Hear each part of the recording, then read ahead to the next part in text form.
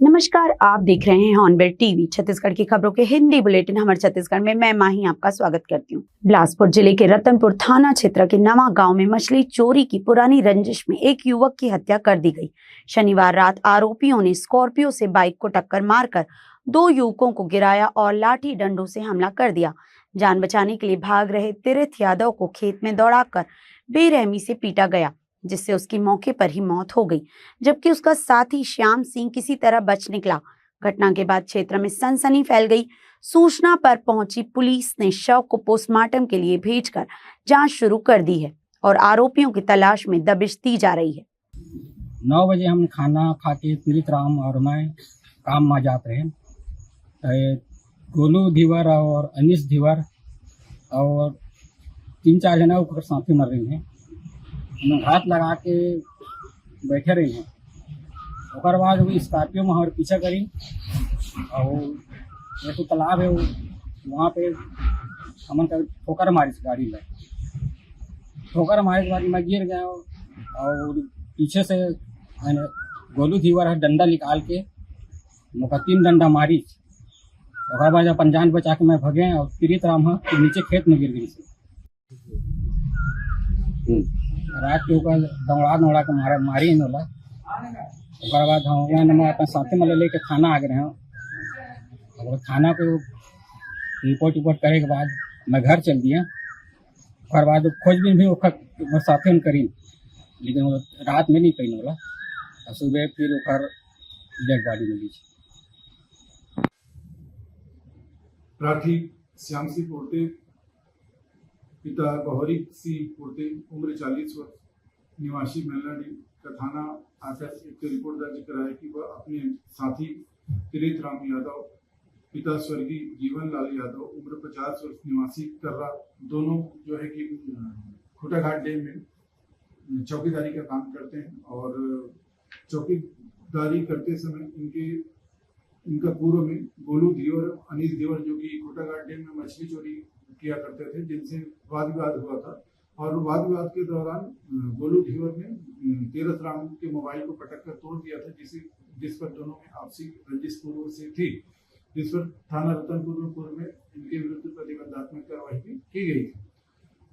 इसी विवाद पर से दिनांक 11/7/2026 को मृतक एवं प्रार्थी दोनों चौकीदारी के लिए अपनी मोटरसाइकिल पैशन प्रो में जा रहे थे, जिनका पीछा करते हुए गोलू धीवर, अनिश धीवर एवं उसके अन्य सारथियों द्वारा एक स्कॉर्पियो वहां से टक्कर मारा गया एवं टक्कर मारने से गिरने से इनको मारपीट किया। मौका देखकर प्रार्थी श्याम सिंह पोर्ते वहां से भाग निकला, लेकिन तीर्थ राम यादव इनके चंगुल में फंसकर वहां रुक गया, जिसको सभी अनावेदक द्वारा मार पीट कर उनकी डंडे से मारकर हत्या कर दी है। रिपोर्ट पर थाना रतनपुर में अपराध पंजीबद्ध कर विवेचना में लिया गया है। आरोपियों की पतासाजी की जाएगी। बिलासपुर जिले के तारबहार थाना क्षेत्र में आने वाले पेट्रोल पंप में एक बार फिर मारपीट की वारदात निकलकर सामने आई है। पेट्रोल पंप में पेट्रोल भराने के दौरान लाइन लगने को लेकर विवाद शुरू हुआ था, जिसके बाद मामला मारपीट तक पहुंच गया। जानकारी मिल रही थी कि स्कूली 3 छात्रों ने मिलकर 2 युवकों के साथ लात, मुक्का और कड़े से मारपीट की वारदात को अंजाम दिया गया, जिसका सीसीटीवी फुटेज भी सामने आया है। घटना की जानकारी मिलने के बाद पुलिस ने एक्शन लिया और 3 छात्रों के खिलाफ मामला दर्ज कर आगे की कार्यवाही करने की बात कह रही है।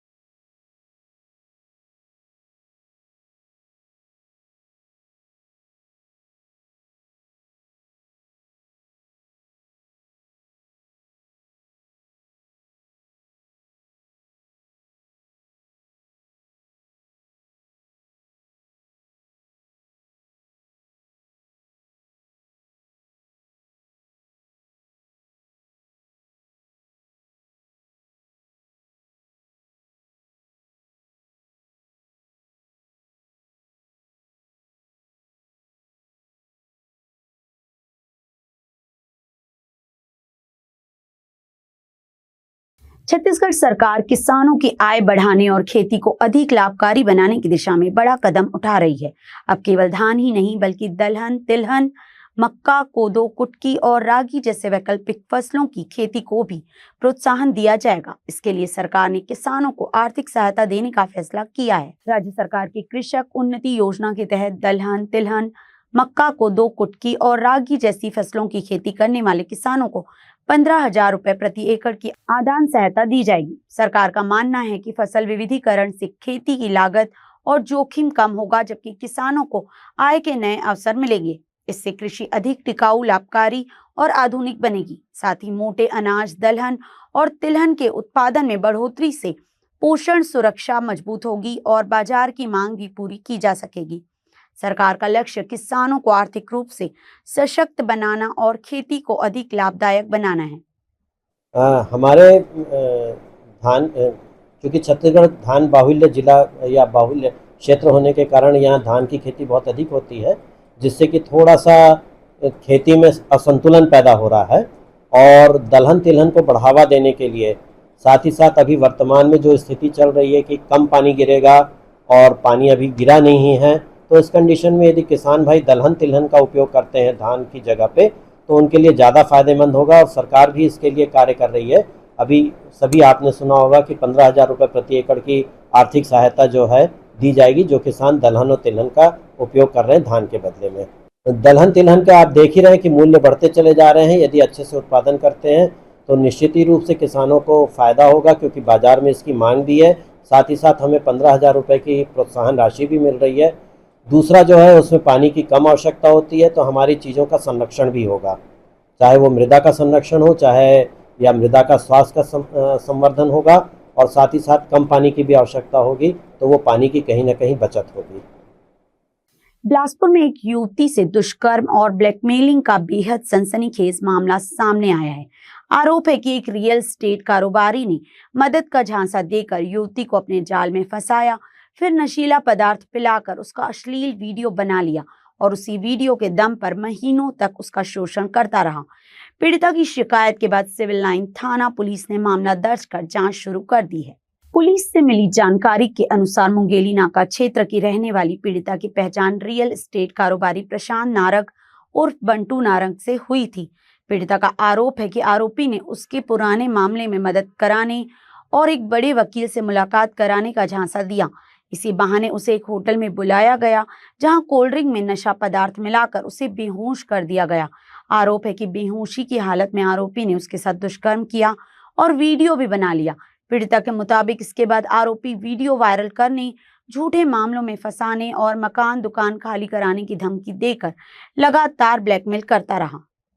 पीड़िता के द्वारा आवेदन दिया गया था वरिष्ठ कार्यालय में। वरिष्ठ कार्यालय के माध्यम से प्राप्त हुआ था सूचना। उक्त सूचना पे महिला को बुलवा के पूछताछ किया गया। पूछने पे उसने अपने साथ में हुए घटनाक्रम के बारे में जानकारी दी और उसके बताए अनुसार फिर प्रथम सूचना पत्र दर्ज किया गया है 64(2)M और धारा 308(2) के तहत में।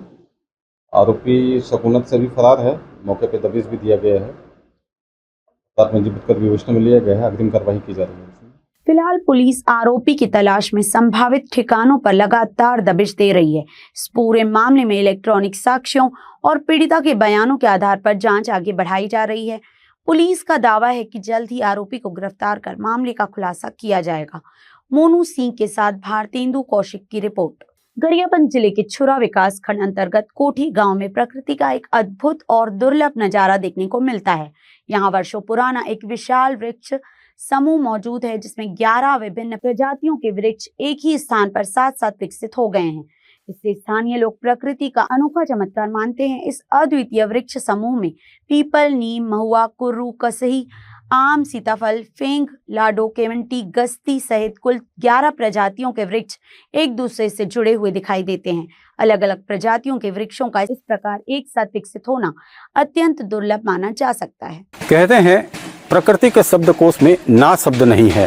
पृथ्वी पर जिन खोजा तीन पाइयां की स्थिति से इनकार नहीं किया जा सकता। कुछ ऐसी ही स्थिति में गरियाबंद जिले के छुरा विकास खंड अंतर्गत कोठी गांव में प्रकृति का एक अद्भुत और दुर्लभ नज़ारा देखने को मिलता है। यहाँ वर्षों पुराना एक ऐसा विशाल वृक्ष समूह मौजूद है जिसमें 11 विभिन्न प्रजातियों के वृक्ष एक ही स्थान पर एक साथ विकसित हो गए हैं। इसे स्थानीय लोग प्रकृति का अनोखा चमत्कार मानते हैं। इस अद्वितीय वृक्ष समूह में पीपल, नीम, आम, महुआ, सीताफल, कसही, गस्ती, करंज, फैंग, लाड़ो, केवटी सहित कुल 11 प्रजातियों के वृक्ष एक दूसरे से जुड़े हुए दिखाई देते हैं। वृक्षों का इस प्रकार एक साथ विकसित होना अत्यंत दुर्लभ माना जा सकता है। भारत में अद्भुत वृक्षों के कुछ उल्लेखनीय उदाहरण मिलते हैं। इनमें प्रयागराज स्थित अक्षय वट और दुनिया के सबसे बड़े वट वृक्षों में से एक थिमामा मारीमागू के अलावा डोडा आल्दामोरा के साथ अन्य वृक्षों की प्रजातियां विकसित होते देखी गई हैं, किंतु 11 अलग अलग प्रजातियों का एक ही मूलाधार में विकसित होना अत्यंत दुर्लभ माना जाता है। गरियाबंद से हॉर्नबिल टीवी के लिए कैमरा पर्सन दिव्यांश के साथ मैं किरीट ठक्कर। गांव बाजार के सामने पीपल के झाड़ है, उसके पास महुआ पेड़ है, कुर्रू है, नीम के झाड़ है, केवटी लहा है उसके पास, और सीता पेड़ है, नीम पेड़ है, कुर्रू है, उनके पास लाड़ो ही है, लाड़ो पेड़, कसही, गस्ती है, पेंग है।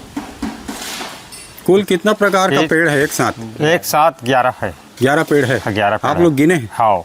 बिलासपुर रेलवे स्टेशन पर जीआरपी पुलिस ने बड़ी कार्रवाई करते हुए गांजा तस्करी के एक मामले का खुलासा किया है।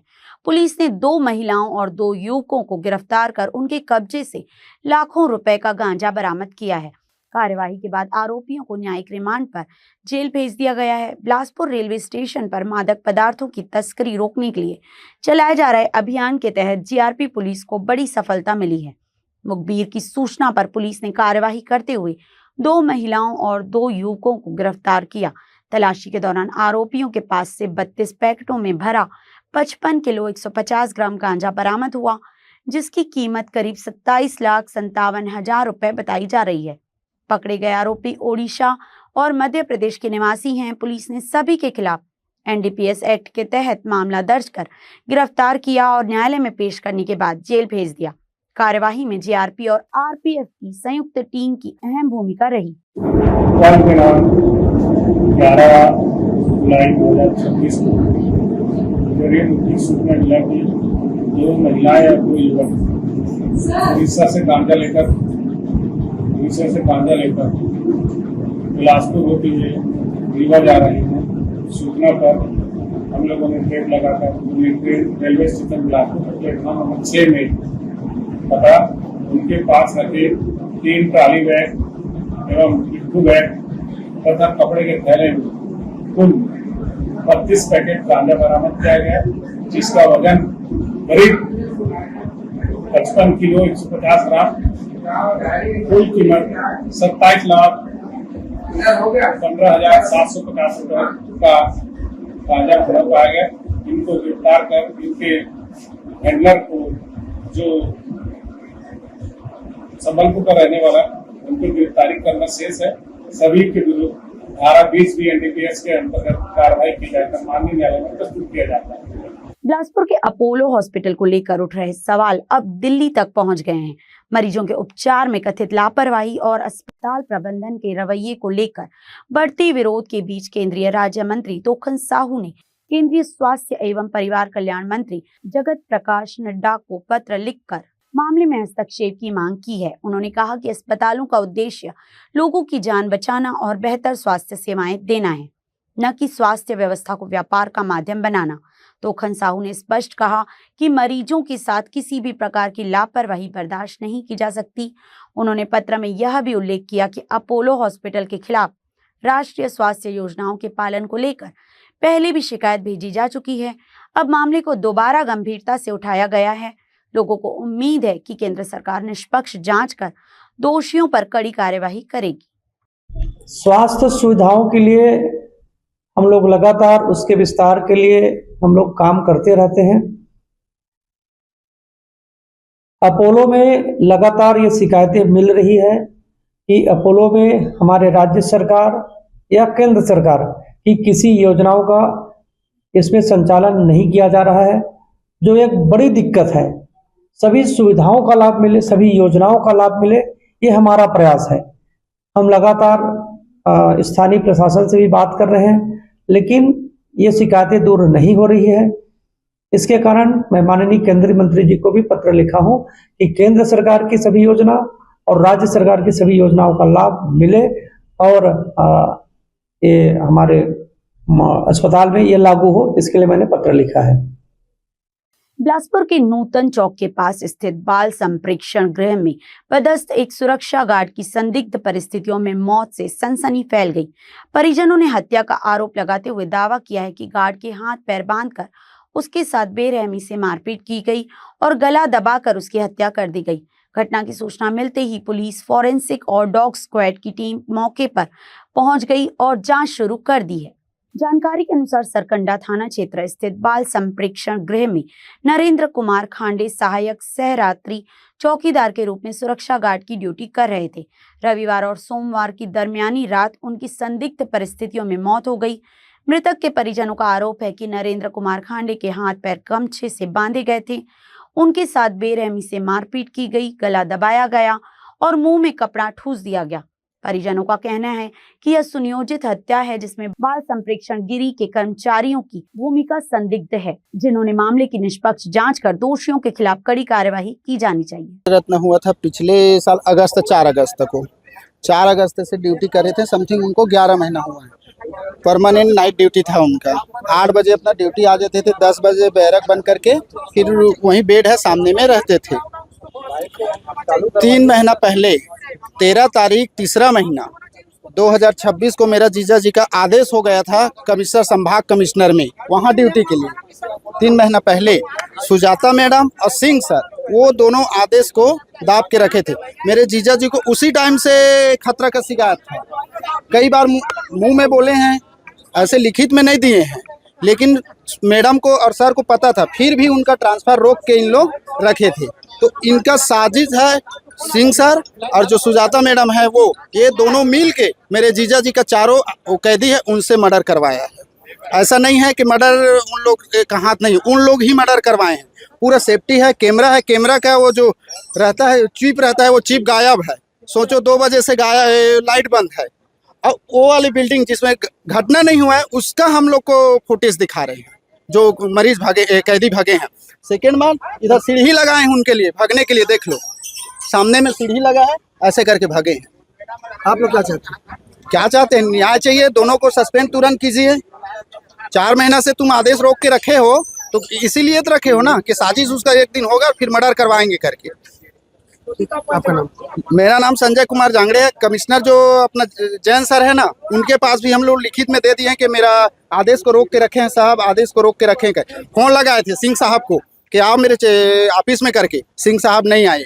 दूसरा दिन आऊंगा सर बोल दिए, दूसरा दिन भी नहीं गए। जबकि एक बार और हो चुका है, यहाँ गार्ड से एक बार और धरा झुमटी टाइप हो चुका है। अभी प्रथम दृष्टया जो बातें सामने आई हैं, जो मृतक हैं नरेंद्र खांडेकर, इनकी यहाँ मृत्यु हो गई है। और जो यहाँ पर जो सेफ्टी ऑफ जो सेल है, सेफ्टी ऑफ प्लेस है, इसमें जो 4 लड़के जो रहते थे यहाँ पे गायब हैं और उनके संबंध में अभी किया जा रहा है, जांच की जा रही है। आसपास के सीसीटीवी फुटेज खंगाले जा रहे हैं और जल्द ही इस पर सही दिशा में आगे कार्रवाई हो जाएगी। ये बताया जा रहा है कि करीबन 30 नाबालिग को नहीं, ये सभी बंद रहते हैं और जो गार्ड थे उनके गार्ड का अलग जगह रहती है। और उस बीच अगर कोई बाहर निकल के कुछ घटना कारित हुई है तो इस संबंध में भी जांच के बाद चीजें सामने आ जाएंगी। बिलासपुर के वेयर हाउस रोड पर हुए दर्दनाक सड़क हादसे का सीसीटीवी फुटेज सामने आया है, जो अब सोशल मीडिया पर तेजी से वायरल हो रहा है। फुटेज में तेज रफ्तार कार एक्टिवा सवार छात्र को जोरदार टक्कर मारती हुई दिखाई दे रही है।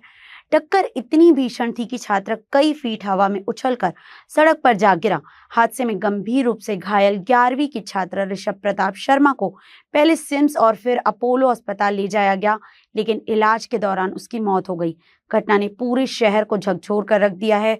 पुलिस जांच में सामने आया है कि कार एक नाबालिग चला रहा था और वाहन में उसके साथ अन्य नाबालिग भी सवार थे। हादसे के बाद पुलिस ने नाबालिग चालक को हिरासत में लेकर कानूनी प्रक्रिया पूरी की और मामले की जांच जारी है।